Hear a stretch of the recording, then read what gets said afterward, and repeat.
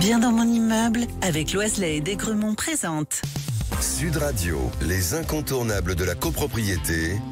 Thomas Binet. Bonsoir, et nous sommes avec notre consultant Philippe Loiselet, patron de Loiselet Desgremont, qui nous informe tous les vendredis soirs sur l'ensemble des sujets liés à la copropriété.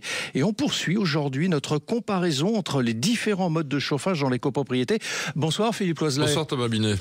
Philippe, on a évoqué la semaine dernière, et pour ceux qui veulent le réécouter, ils peuvent le suivre sur sudradio.fr et sur l'ensemble des réseaux sociaux, le chauffage collectif au gaz et le chauffage collectif au fioul.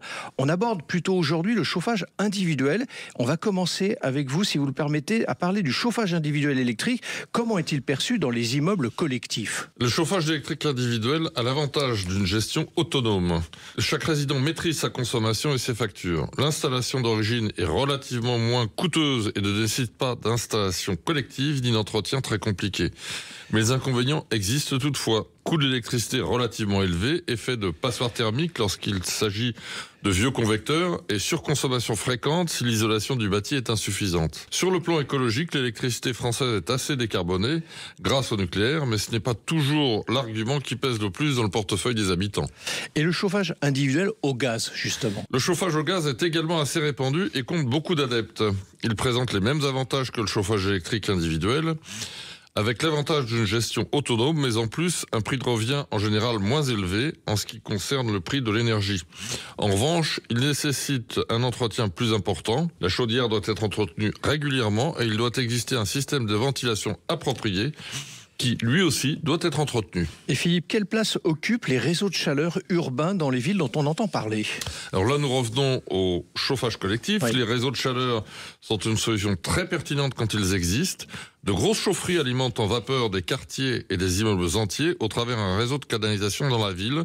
Réseau qui distribue sa chaleur dans ce que l'on appelle des sous-stations dans les immeubles, qui équivalent à des chaufferies collectives. Ces réseaux utilisent en général plusieurs sources d'énergie, y compris des énergies renouvelables ou de récupération, et permettent de chauffer tout un quartier en mutualisant l'infrastructure. Les utilisateurs bénéficient d'un service clé en main et d'une garantie de continuité. Mais leur développement reste évidemment limité à certaines zones urbaines. Une copropriété n'a alors pas toujours le choix d'y accéder. Cela dépend des implantations municipales et des investissements publics. Mais au-delà de la technique pure, Philippe, quels conseils pourriez-vous donner à des copropriétaires qui s'interrogent sur le renouvellement de leur chauffage ? Je leur dirais de raisonner sur 3 aspects. Le coût, le confort et l'environnement. Le coût, ce n'est pas seulement la facture immédiate, mais aussi l'investissement initial et la maintenance. Le confort, c'est la qualité de la chaleur, la régulation et l'homogénéité dans les logements. Enfin, l'environnement est devenu incontournable avec des réglementations de plus en plus strictes et des incitations fiscales liées aux solutions durables. Il faut aussi penser à l'avenir. Changer une installation de chauffage engage la copropriété sur 20 à 30 ans. Mieux vaut choisir une solution évolutive, alignée avec les objectifs de transition énergétique. Et pour conclure, Philippe, selon vous, quel est l'avenir du chauffage collectif ? Je pense que l'avenir passe avant tout par la sobriété énergétique. Les pompes à chaleur, les réseaux de chaleur basés sur la biomasse ou la récupération d'énergie, mais aussi l'amélioration de l'isolation des bâtiments sont de vrais leviers. À terme, la priorité sera d'optimiser la consommation plutôt que de simplement produire plus de chaleur. L'intelligence des systèmes de régulation connectés et précis jouera également un rôle essentiel. Merci Philippe, et on vous retrouve vendredi prochain 18h50 pour un autre numéro d'Osez Investir, les incontournables de la copropriété. Et pour ce qui me concerne, je vous donne rendez-vous dimanche matin dès 9h27 sur Sud Radio dans la matinale week-end.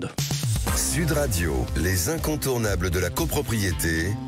Thomas Binet. Avec Loiselet et Desgremont, bien dans mon immeuble.